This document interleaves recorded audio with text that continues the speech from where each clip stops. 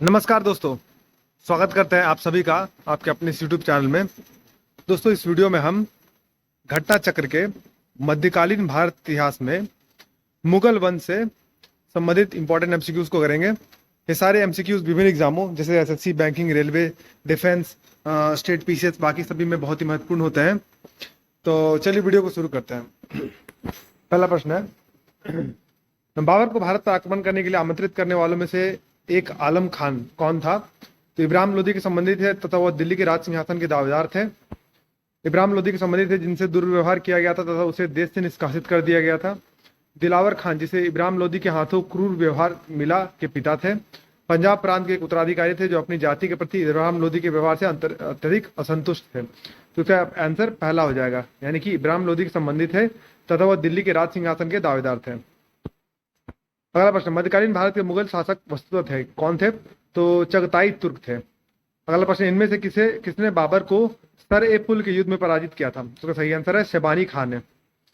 अगला प्रश्न, किस मुगल शासक ने भारत में ऑटोमन युद्ध पद्धति को अपनाया? तो इसका सही आंसर है बाबर ने।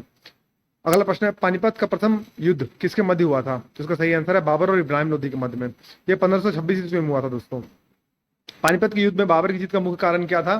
तो उसकी सैन्य कुशलता थी। अगला प्रश्न, बाबर की इब्राहिम लोदी पर विजय का कारण क्या था? तो कुशल सेना नायक।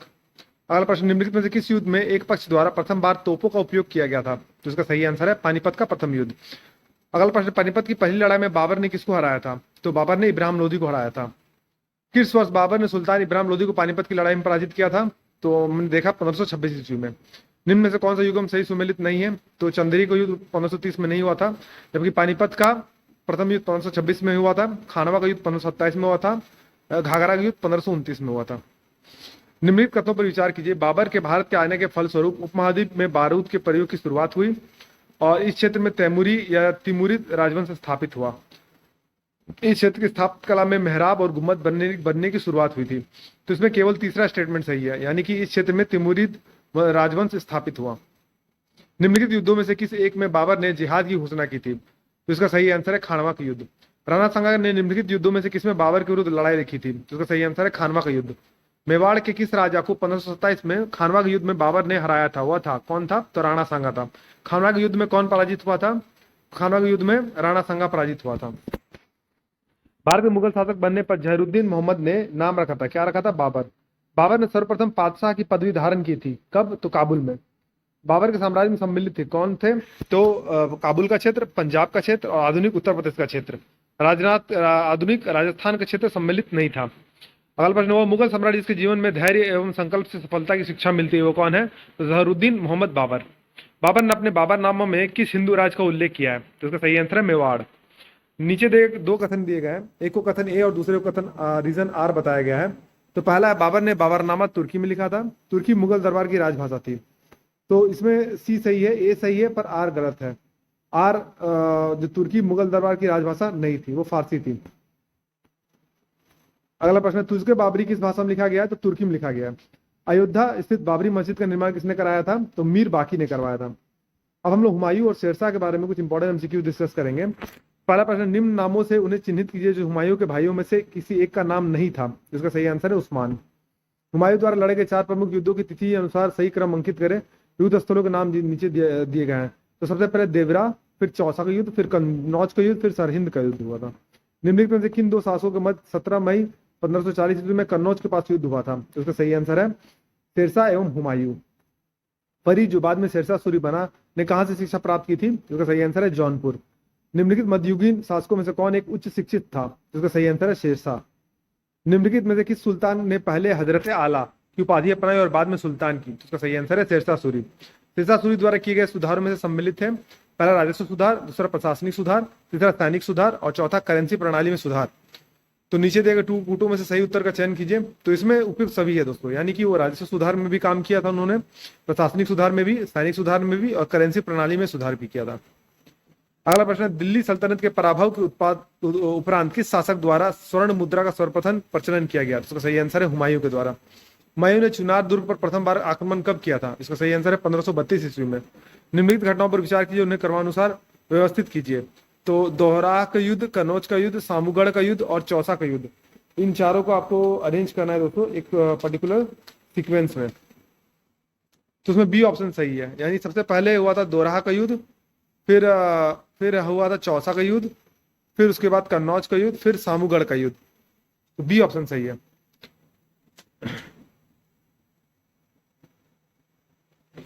निम्नलिखित में से किसने अपने बादशाह पति के लिए मकबरे का निर्माण करवाया था? तो उसका सही आंसर है हाजी बेगम ने। चांदी का सिक्का किसने शुरू किया था? तो उसका सही आंसर है शेरशाह ने। शेरशाह के अंतर्गत तांबे के दाम और चांदी के रुपया की विनिमय दर क्या थी?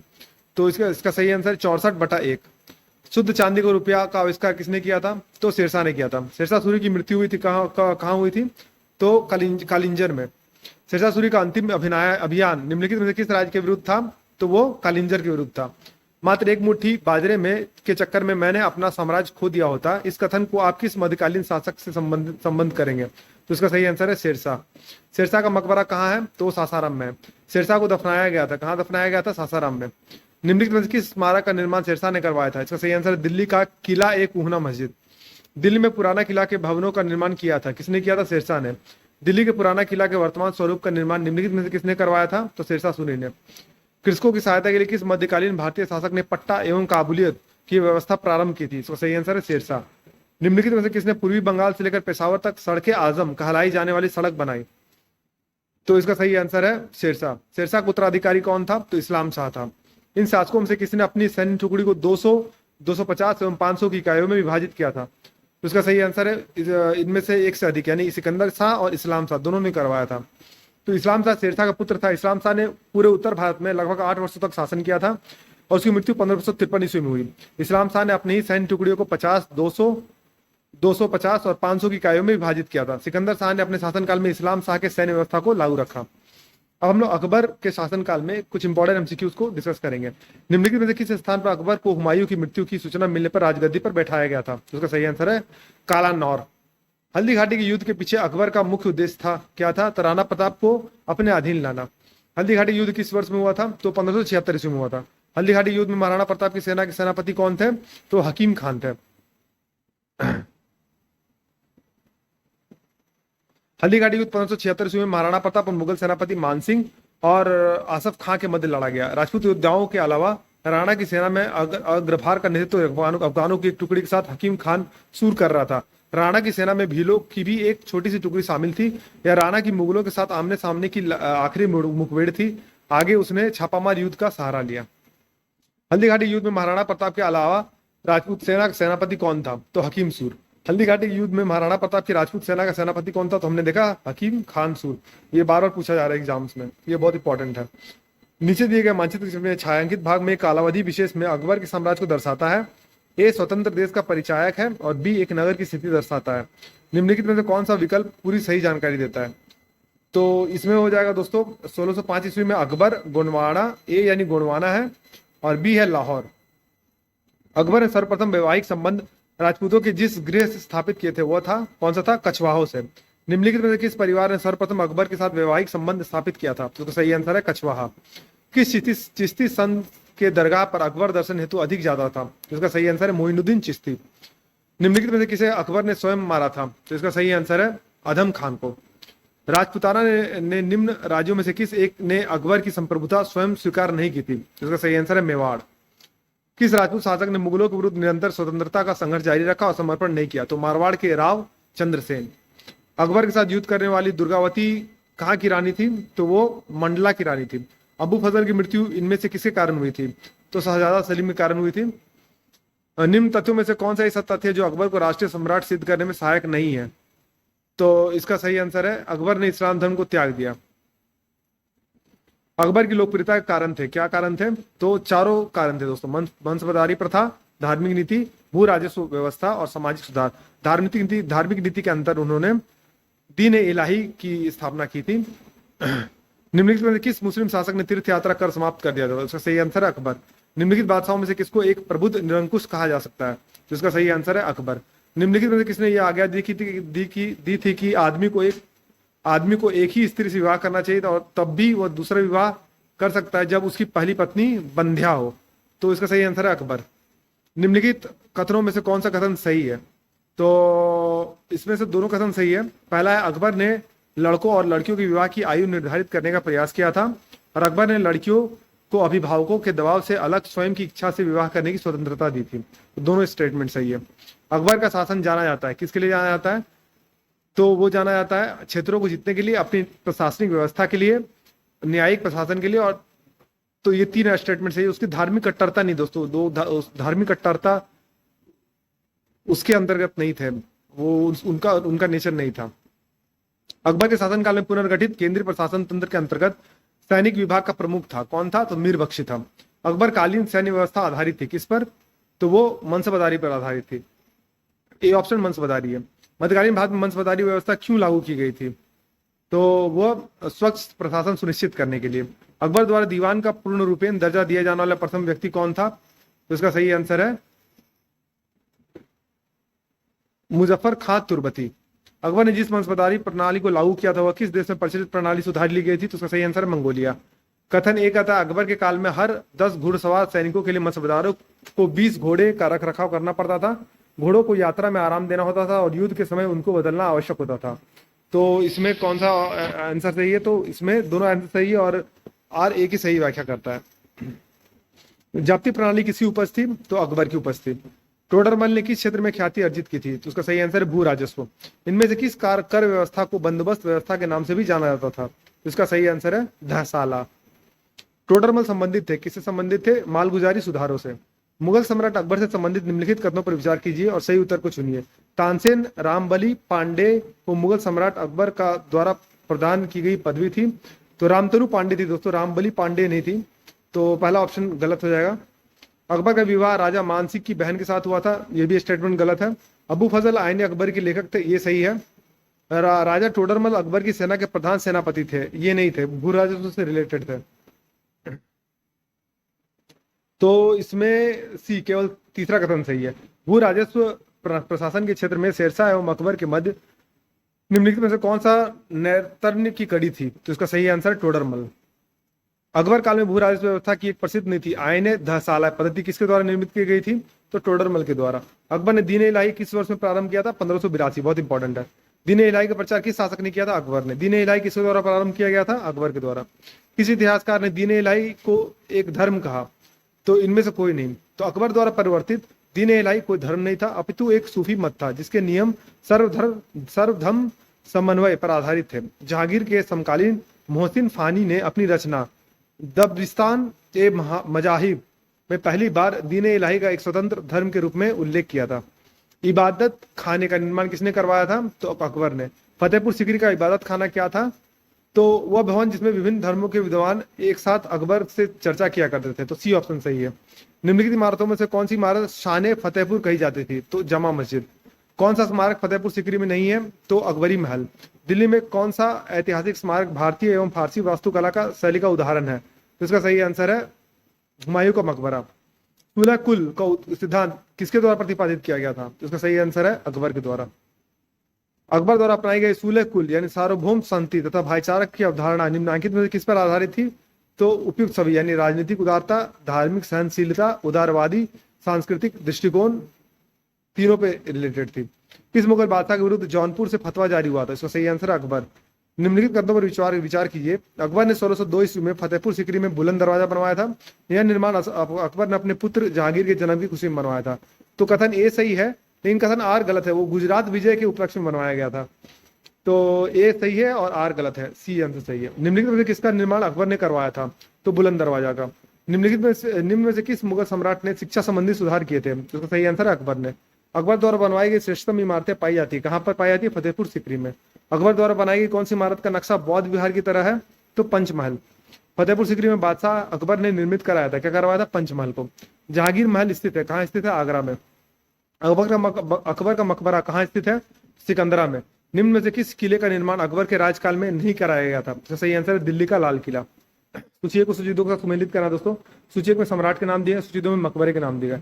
तो बाबर का जो मकबरा है दोस्तों वो काबुल में था, अकबर का सिकंदरा में, जहांगीर का लाहौर में और शाहजहां का आगरा में। तो इसके हिसाब से ए का चौथा, बी का तीसरा, 4 3, जहांगीर का लाहौर में 1 और डी का दूसरा 2। तो 4 3 1 2 इसका आंसर होना चाहिए। तो 4 3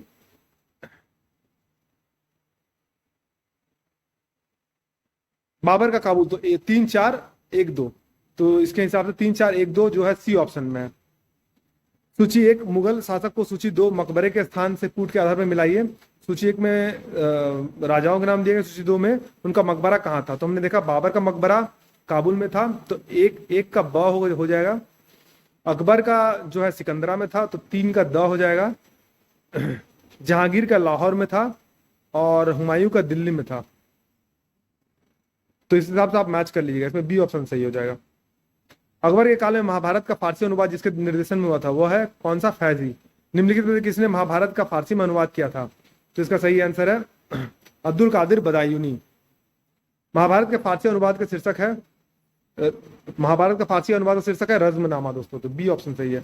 16वीं शताब्दी में संपन्न महाभारत का फारसी अनुवाद कहलाता है तो रज़्मनामा। रज़्मनामा किस हिंदू ग्रंथ का फारसी अनुवाद है? तो महाभारत का। अकबर की इच्छा अनुसार किसने रामायण का फारसी में अनुवाद किया था? तो इसका सही आंसर है अब्दुल कादिर बदायूनी। निम्नलिखित में से किसने रामायण का फारसी भाषा में अनुवाद किया था? तो इसका आंसर है अब्दुल कादिर बदायूनी। और सम्राट अकबर द्वारा निम्न से किसको जरी कलम की उपाधि प्रदान की गई थी? तो मोहम्मद हुसैन को। जैन साधु जो अकबर के दरबार में कुछ वर्ष तक रहा था और जिससे जिससे जगतगुरु की उपाधि से सम्मानित किया गया था वह था कौन था? तो हरिविजय सूरी। वह प्रसिद्ध जैन आचार्य कौन थे जिसको अकबर ने बहुत सम्मानित किया था? तो उसका सही आंसर है हरिविजय सूरी। मुगल सम्राट अकबर के समय का प्रसिद्ध चित्रकार कौन था? तो दसवंत था। इंग्लैंड की रानी एलिजाबेथ प्रथम का समकालीन भारतीय राजा था कौन था? तो अकबर था। भारत में किसके शासनकाल में इंग्लिश ईस्ट इंडिया कंपनी का गठन हुआ था? इसका सही आंसर है अकबर। जिस मध्यकालीन भारतीय लेखक ने अमेरिका की खोज का उल्लेख किया वह है कौन है? तो अबू फजल।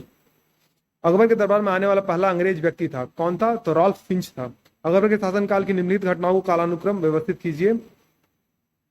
तो इसमें दोस्तों 1 2 3 4 ऑप्शन सही है, यानी जजिया की समाप्ति सबसे पहले आया, फिर इबादत खाना का निर्माण, फिर मजहर पर हस्ताक्षर और दीन इलाही की स्थापना जो 1582 ईस्वी में हुई थी। अकबर ने बंगाल तथा बिहार को मुगल साम्राज्य में मिलाया था कब? तो 1576 ईस्वी में। अब हम लोग जहांगीर के शासनकाल से रिलेटेड कुछ इंपॉर्टेंट एमसीक्यूज करेंगे।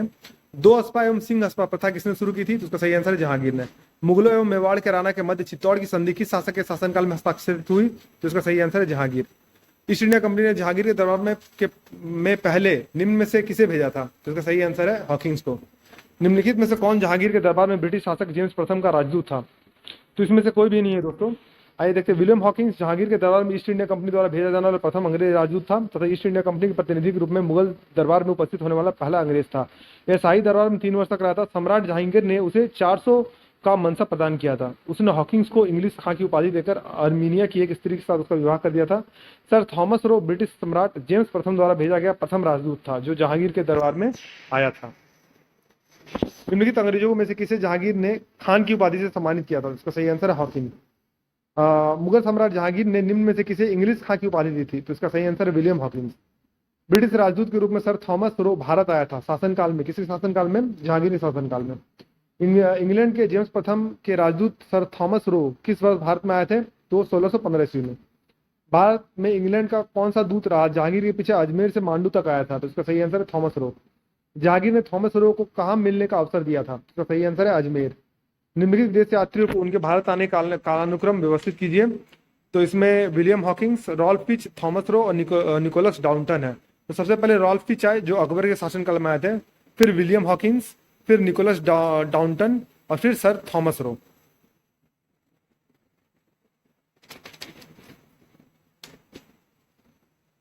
तो इसके हिसाब से ए ऑप्शन सही हो जाएगा। एक डच पर्यटक जिसने जहांगीर के शासनकाल का मूल्यवान विवरण दिया था वो कौन था? तो फ्रांसिस्को पेलसर्ट। निम्न विदेशी यात्रियों में से किसने जहांगीर के शासनकाल में भारत की यात्रा की थी? इसका सही आंसर है फ्रांसिस्को पेलसर्ट। किस मुगल शासक का मकबरा भारत में नहीं है? तो जहांगीर का भी नहीं है और बाबर का भी नहीं है। तो बाबर का कहां पर दोस्तों? काबुल में है। और जहांगीर का कहां पर है? तो लाहौर में है। सम्राट जहांगीर को कहां दफन किया गया था? इसका सही आंसर है लाहौर। निम्नलिखित में किसका मकबरा भारत के बाहर स्थित है? तो इसका सही आंसर है जहांगीर। मुगल चित्रकला किसके राजकाल में अपनी पराकाष्ठा पर पहुंची? तो इसका सही आंसर है जहांगीर। मुगल चित्रकला किसके नेतृत्व में अपने शीर्ष बिंदु पर थी? तो हमने देखा जहांगीर। निम्नलिखित चित्रकारों में से किसे जहांगीर ने नादिर उज जमा की पदवी दी थी? तो इसका सही आंसर है अबुल हसन। जहांगीर कालीन निम्नलिखित में से किस एक चित्रकार को नादिर उल अस्त्र की उपाधि प्रदान की गई थी? तो इसका सही आंसर है मंसूर को। जहांगीर के दरबार में पक्षियों का सबसे बड़ा चित्रकार कौन था? तो वो था मंसूर। निम्नलिखित मुगल बादशाहों में किसने अपनी आत्मकथा ऑटोबायोग्राफी फारसी में लिखी है? इसका सही आंसर है जहांगीर, जो है तुजुके जहांगीर। अबुल फजल के हत्यारे को किया गया था कि किसके द्वारा? तो जहांगीर ने पुरस्कृत किया था। निम्नलिखित में से किसने जहांगीर के विरुद्ध विद्रोह किया था? तो इसका सही आंसर है 2, 3 और 4, यानी कि खुर्रम, महाबत खान और खुसरो ने। खुसरो किस मुगल बादशाह का पुत्र था? तो इसका सही आंसर है जहांगीर का। निम्न में से कौन सा नूर जहांगीर के गुट का सदस्य नहीं था? तो जहांगीर नहीं था। उसके अलावा गियास बेगम, आसफ खां और खुर्रम थे। इत्माद दौला का मकबरा आगरा में किसने बनवाया था? तो इसका सही आंसर नूरजहां ने। परचिन कार्य यानी पिटरा डुअरा निम्नलिखित में से किससे संबंधित है? तो दीवारों में अर्ध कीमती पत्थर जड़कर फूलों की नक्काशी करना। तो ये ऑप्शन सही है। सूची को सूची 2 का सुमेलित करना दोस्तों। सूची 1 में निर्माता का नाम दिया गया, सूची 2 में स्मारक के नाम दिए गए। तो इसमें जो आंसर है वो ए है, यानी कि डायरेक्ट मैच है। बाबर, जामा मस्जिद, संभल, हुमायूं, दिनपरा, अकबर जहांगीरी महल और जहांगीर अकबर के मकबरे को पूर्ण करवाना। गोविंद महल जो हिंदू वास्तुकला का अप्रतिम उदाहरण है, स्थित है कहाँ? स्थित है दतिया में। निम्नलिखित में से कौन सा युगम सही सुमेलित नहीं है? तो शेख निजामुद्दीन औलिया का मकबरा जो अजमेर में नहीं है। अब हम लोग शाहजहां के संबंध में कुछ इंपॉर्टेंट एमसीक्यूज करेंगे। ऊपर दिए गए मानचित्र में छायित क्षेत्र दर्शाता है, यानी इस मानचित्र में जो छायित किया हुआ क्षेत्र है वो क्या दर्शाता है? तो वो दर्शाता है शाहजहां का साम्राज्य। ईरान के शाह और मुगल शासकों के बीच झगड़े की जड़ क्या थी? तो कंधार। कंधार के निकल जाने से मुगल साम्राज्य को एक बड़ा धक्का पहुंचा। तो सामरिक महत्व के केंद्र के दृष्टिकोण से। बनारस एवं इलाहाबाद के तीर्थयात्रा कर की समाप्ति के लिए किसने मुगल बादशाह के सामने बनारस के पंडितों का नेतृत्व किया था? उसका सही आंसर है कविंद्राचार्य। शाहजहां के बल्ख अभियान का उद्देश्य था क्या था? काबुल की सीमा से सटे बल्ख एवं बदखशा में एक मित्र शासक को लाना। निम्न में से कौन शाहजहां के शासनकाल का राजकवि था? इसका सही आंसर है कलील। मुमताज महल का असली नाम था क्या था? अंजुमन बानो बेगम। हिंदू तथा ईरानी वास्तुकला का सर्वप्रथम समन्वय हमें देखने को मिलता है कहाँ पर? ताजमहल में। निम्न में से किस मुगल बादशाह ने दिल्ली की जामा मस्जिद का निर्माण करवाया था? इसका सही आंसर है शाहजहां। दिल्ली के प्रसिद्ध जामा मस्जिद का निर्माण किसने करवाया था? तो इसका निर्माण करवाया था शाहजहां ने। निम्नलिखित में से किसने साम्राज्य की राजधानी आगरा से दिल्ली स्थानांतरित की थी? तो इसका सही आंसर है शाहजहां ने। सूची को सूची 2 के साथ सुमेलित करना है दोस्तों। तो आइए हम लोग इसका डायरेक्ट मैच देख लेते हैं। तो स्मारक जो है अलाई दरवाजा दिल्ली में, उसके निर्माता है अलाउद्दीन खिलजी। अलाई दरवाजा अलाउद्दीन खिलजी, आप इसे याद रख सकते हैं।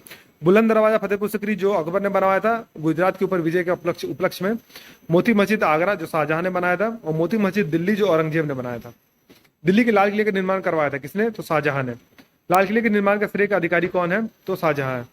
उपनिषदों का फारसी में अनुवाद किस मुगल सम्राट के शासनकाल में हुआ था? तो सही आंसर है शाहजहां।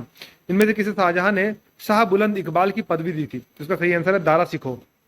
दारा सिखो ने किस शीर्षक के अंतर्गत उपनिषदों का फारसी में अनुवाद किया था? तो इसका सही आंसर है सिर्ज ए अकबर। सिर्ज ए अकबर के लेखक थे कौन थे? तो दारा सिखो। अधोलिखित में से कौन एक दारा सिखो की रचना है? तो इसका सही आंसर है मजमउल बहनैन। दारा सिखो को किस स्थान पर दफनाया गया था? तो इसका सही आंसर है दिल्ली में। हिंदू धर्म ग्रंथों का अध्ययन करने वाला प्रथम मुस्लिम था कौन था? दारा सिखो। निम्नलिखित में किस इतिहासकार ने शाहजहां के शासनकाल को मुगल काल का स्वर्ण युग कहा है? तो A.L. श्रीवास्तव ने कहा है। सुप्रसिद्ध कोहिनूर हीरा शाहजहां को किसने उपहार में दिया था? तो उसका सही आंसर है मीर जुमला। किस मुगल बादशाह ने बलबन द्वारा प्रारंभ किया गया दरबारी रिवाज सिजदा समाप्त कर दिया था? तो उसका सही आंसर है शाहजहां। उसने बलबन ने पैबोस भी शुरू किया था। निम्नलिखित में से कौन शाहजहां के शासनकाल में अधिकांश समय तक दक्कन का गवर्नर रहा? तो इसका सही आंसर है औरंगजेब। अब हम लोग औरंगजेब से रिलेटेड कुछ इंपॉर्टेंट एमसीक्यूज करेंगे। कथन ए कहता है मुगल गद्दी पर औरंगजेब शाहजहां का उत्तराधिकारी हुआ, ज्येष्ठ पुत्र के उत्तराधिकारी के नियम का पालन किया। नहीं, ये उसका कनिष्ठ पुत्र था।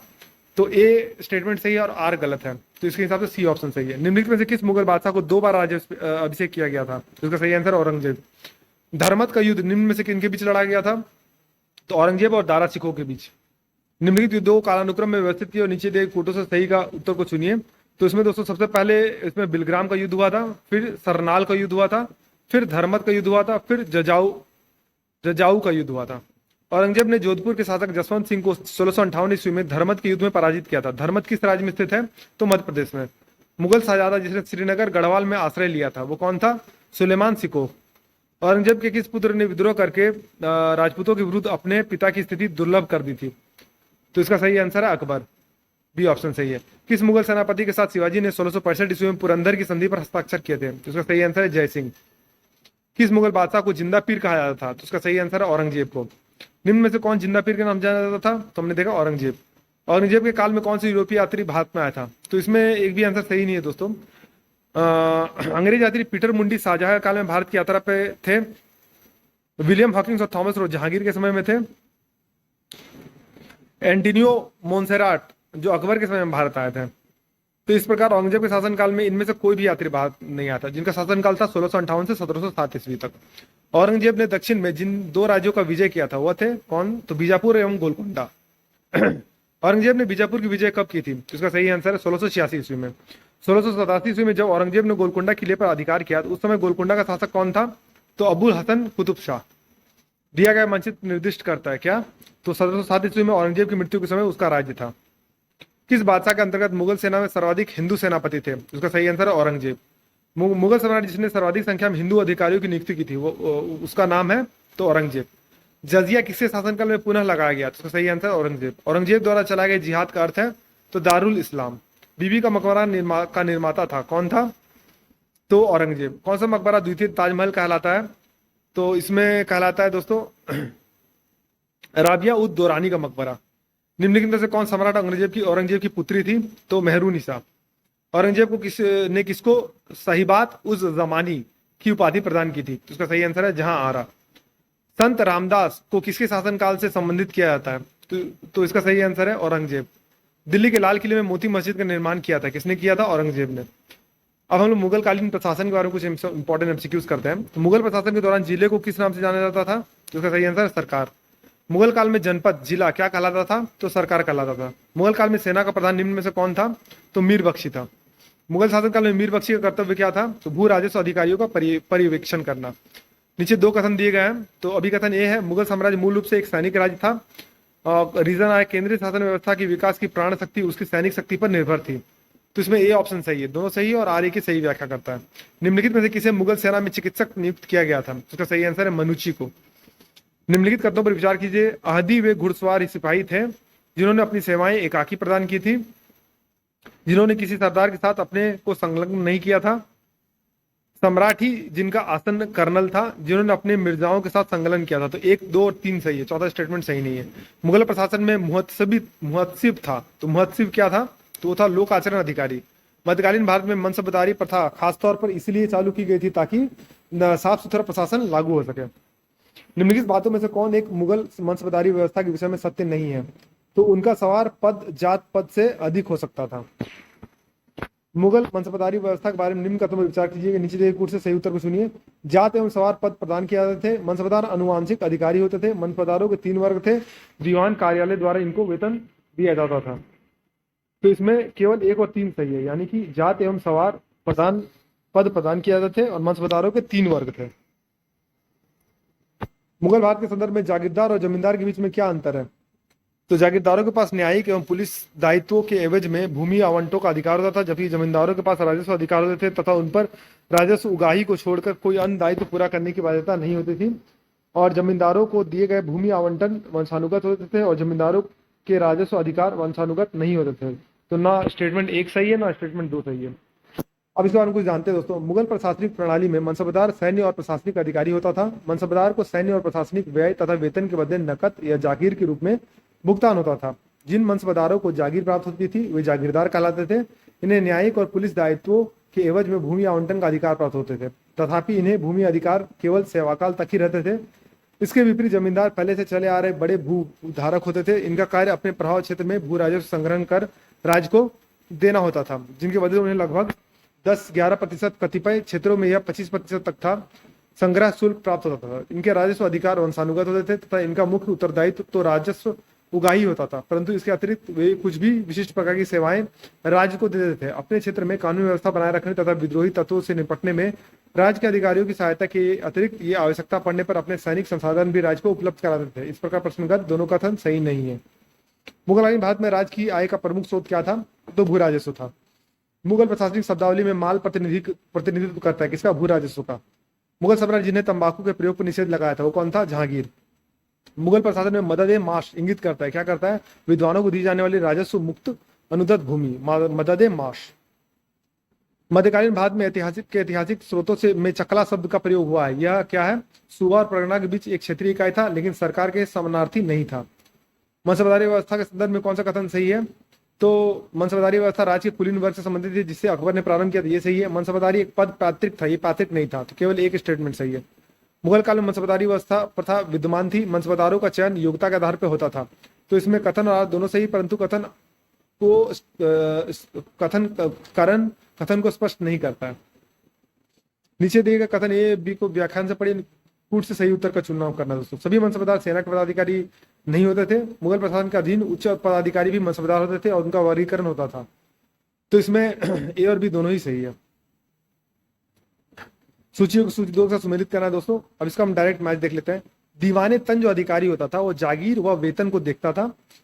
मुस्तारफी जो होता था राज्य की आय व्यय का निरीक्षण करता था। मुशरिफ होता था कार्यालयों को संभालने वाला। और वकियानविस था प्रमुख घटनाओं एवं फरमानों को सूचीबद्ध करने के लिए। नीचे दो कथन दिए गए हैं। अकबर ने शेरशाह की तरह राज्य के सिक्कों का प्रचलन को नियमित करने का प्रयास किया।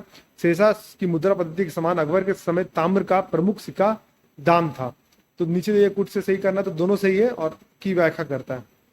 निम्नलिखित राज्यों में से किसने राम सीता की आकृति और रामसीय देवनागरी लेख से युक्त कुछ सिक्के चलाए थे? इसका सही आंसर अकबर।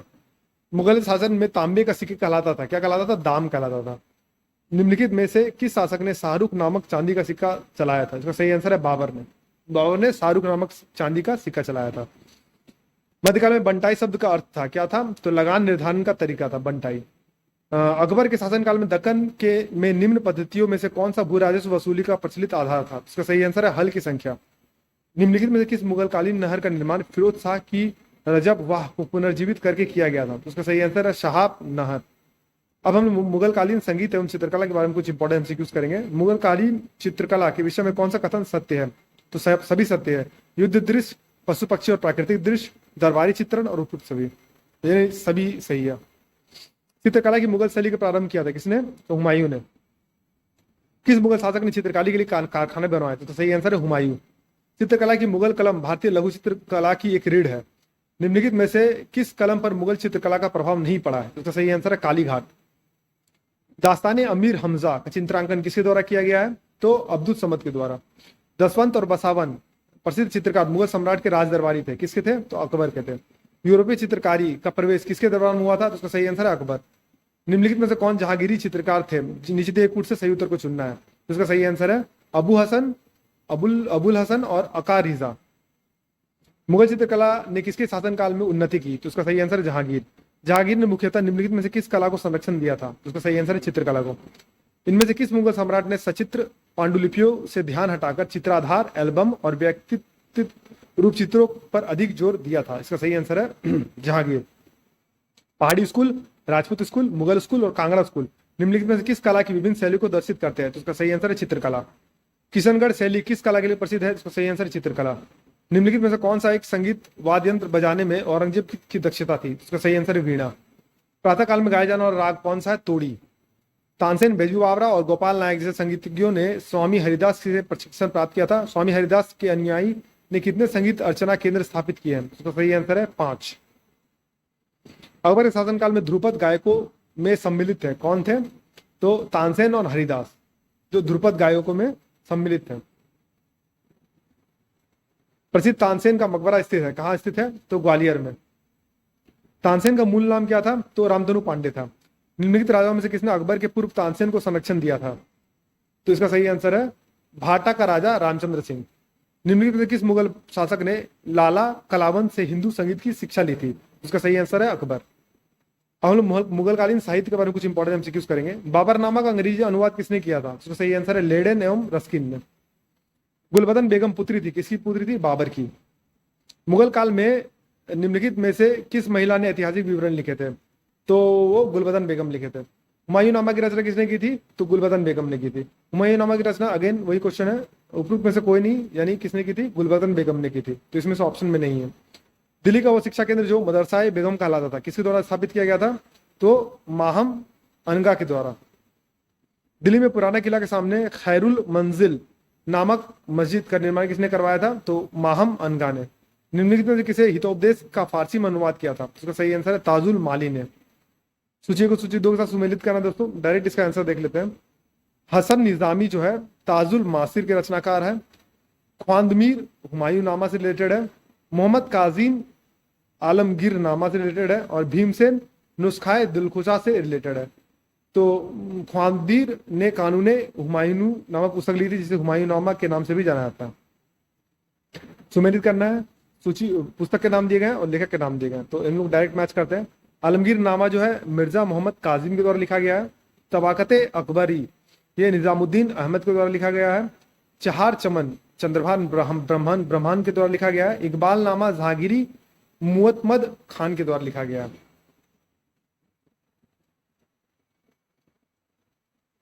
तबाकत अकबरी किसने लिखी थी? तो लिखी थी निजामुद्दीन अहमद ने। निम्न मुसलमान विद्वानों में से हिंदी साहित्य के लिए किसका सबसे महत्वपूर्ण योगदान है? तो उसका सही आंसर है अब्दुल रहीम खान खाना। भारत के इतिहास के संदर्भ में अब्दुल रहीम लाहौरी कौन थे? तो वो थे शाहजहां के शासन का एक राजकीय इतिहासकार। शाहजहां नामा के लेखक कौन थे? तो इसमें थे इनायत खान। शाहजहां नामा के लेखक कौन है? इनायत खान है। निम्नलिखित युगों में से कौन सा एक सही सुमेलित है? तो बाबर है, तुज़के बाबरी। निम्नलिखित में से कौन सा एक सही सुमेलित नहीं है? तो सुमेलित नहीं है तुगलकनामा, जो इब्न बतूता के द्वारा नहीं लिखा गया, लेकिन तबाकत नसीरी मिनहाल उस सिराज के द्वारा लिखा गया है। तारीख फिरोज शाही शम्स ए सिराज अफीफ के द्वारा, हुमायूं नामा गुलबदन बेगम के द्वारा। अनवर ए सुहेली नामक ग्रंथ में किसका अनुवाद है? तो वो पंचतंत्र का अनुवाद है। अब्दुल फजल द्वारा अकबर नामा पूरा किया गया था, तो 7 वर्षों में। मुगल काल में दरबारी भाषा थी, कौन सी थी? फारसी थी। मुगलों की अदालत में भाषा थी कौन सी? फारसी। मुगल कालीन ग्रंथ मासिर ए आलमगीरी किसकी रचना है? तो साकी मुस्तैद खां की रचना है। सूची 1 को सूची 2 के साथ सुमेलित करना, तो डायरेक्ट इसका आंसर देख लेते हैं दोस्तों। भीमसेन कायस्थ जो थे वो तारीख दिलकुशा के रचयिता थे। चंद्रभान ब्राह्मण चहार चमन के रचयिता थे। ईश्वरदास नागर फुतवात आलमगीरी के रचयिता थे। और सुजा नयार भंडारी जो खुलासत उत तवारीख के रचयिता थे। नस्तालिक क्या है? नस्तालिक है क्या है? तो एक प्रकार की फारसी लिपि जो मध्यकालीन भारत में प्रयुक्त होती थी। कवि हृदय राजा जिसने नागरी दास के नाम से कृष्णा की प्रशंसा की थी, में छंद लिखे हैं, तो राजा सावंत सिंह के थे। निम्नलिखित में किस एक महत्वपूर्ण कृतियां रामचंद्रिका एवं रसिक प्रिया की रचना की थी? तो सही आंसर है केशव ने। दोस्तों अगर आपको ये वीडियो पसंद आया तो वीडियो को लाइक कीजिए, चैनल को फॉलो कीजिए और सब्सक्राइब कीजिए और बेल नोटिफिकेशन को प्रेस कर दिए, ताकि मैं इसी तरह से इंपॉर्टेंट अपडेट्स आपके साथ साझा करता रहूँ। इस तरह के प्रश्न विभिन्न एग्जाम हो, जैसे एसएससी, रेलवे, स्टेट पीसीएस और स्टेट गवर्नमेंट के अदर एग्जाम्स के लिए बहुत ही महत्वपूर्ण होता है। तो वीडियो में बने रहने के लिए धन्यवाद। मिलते हैं आपसे अगली वीडियो में।